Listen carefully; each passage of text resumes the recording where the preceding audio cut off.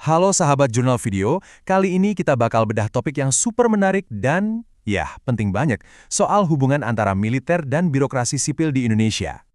Kalian pernah nggak sih lihat tentara lagi kerja di kantor pemerintahan sipil, terus kepikiran, loh kok bisa? Pemandangan kayak gini, apalagi di Kementerian Pertahanan atau Kemenhan, sebenarnya cukup umum. Dan ini memunculkan pertanyaan penting yang akarnya itu jauh banget di sejarah Indonesia. Yuk kita telusuri bareng-bareng. Nah, jadi kenapa sih ini jadi pertanyaan penting? Gini, untuk mengerti kondisi sekarang, kita tuh harus mundur sedikit, lihat ke masa lalu, buat paham satu konsep kunci yang dulu pernah jadi fondasi peran militer di negara kita. Oke, kita masuk ke masa lalu, lebih tepatnya era Orde Baru di bawah Presiden Soeharto. Di sini ada doktrin yang namanya Dwi Fungsi ABRI. Nah, ini nih kuncinya buat ngebuka semua pembahasan kita. Jadi, apa sih sebenarnya Dwi Fungsi itu? Gampangnya gini. Doktrin ini ngasih militer peran ganda. Mereka itu bukan cuma sebagai kekuatan pertahanan negara, tapi juga punya peran besar banget di ranah sosial politik. Termasuk ya, di pemerintahan sipil, ekonomi, bahkan sampai pembangunan infrastruktur. Kalau kita lihat lini masanya, era dui fungsi ini kan berjalan puluhan tahun ya. Nah, tentu aja, konsep sebesar ini pastinya punya dua sisi mata uang. Ada alasannya kenapa ini diterapkan, tapi di sisi lain, ada juga kritik pedasnya. Yuk kita lihat dua sisi ini. Di satu sisi, argumennya adalah Dwi Fungsi ABRI ini perlu buat jaga stabilitas, karena politisi sipil waktu itu dianggap belum mampu. Tapi, di sisi lain, ini justru bikin batas antara militer dan sipil jadi kabur banget, dan ini jadi masalah serius buat perkembangan demokrasi kita. Tapi situasi ini nggak bertahan selamanya. Di akhir tahun 90-an, Indonesia sampai di sebuah titik balik yang mengubah segalanya. Tahun 1998, ini momen yang super historis.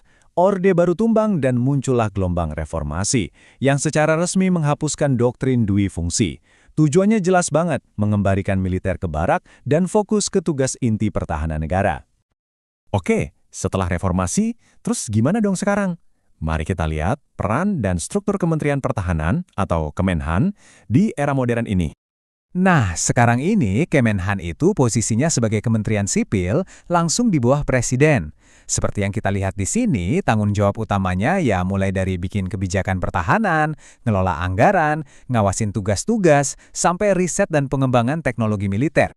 Slide ini nunjukin dengan jelas ya rantai komandonya dari Presiden sampai ke bawah. Nah, ini kan ngebawa kita balik lagi ke pertanyaan awal. Kalau ini lembaga sipil, kenapa masih ada personil militer di dalamnya? Jawabannya, menurut sumber yang kita bahas ini, udah bukan lagi soal kekuasaan, melainkan keahlian. Nah, pergeseran dari kekuasaan ke keahlian inilah inti dari temuan materi yang kita bedah hari ini. Jurnal ini menekankan dengan sangat jelas seperti yang tertulis di sini, bahwa kehadiran militer di Kemenhan saat ini tidak mengindikasikan bahwa Dwi Fungsi ABRI akan ada season 2-nya. Keren ya istilahnya? Artinya motivasinya itu udah beda banget secara fundamental. Ini dia perbedaan kuncinya. Kalau dulu, personel militer ditempatkan buat kontrol politik. Sekarang mereka ada di sana karena keahlian teknis dan pengalaman mereka yang spesifik di bidang pertahanan. Ini adalah pergeseran dari peran politik ke peran yang jauh lebih profesional. Dan ini semua membawa kita ke satu pertanyaan yang lebih besar. Gimana caranya sebuah negara demokrasi modern bisa menyeimbangkan antara supremasi sipil dan kebutuhan akan keahlian militer? Ini adalah tantangan yang rumit dan terus berjalan loh. Menurut kalian gimana? Kalau kamu suka konten ini, jangan lupa subscribe, like, dan komen. Terima kasih sudah menonton.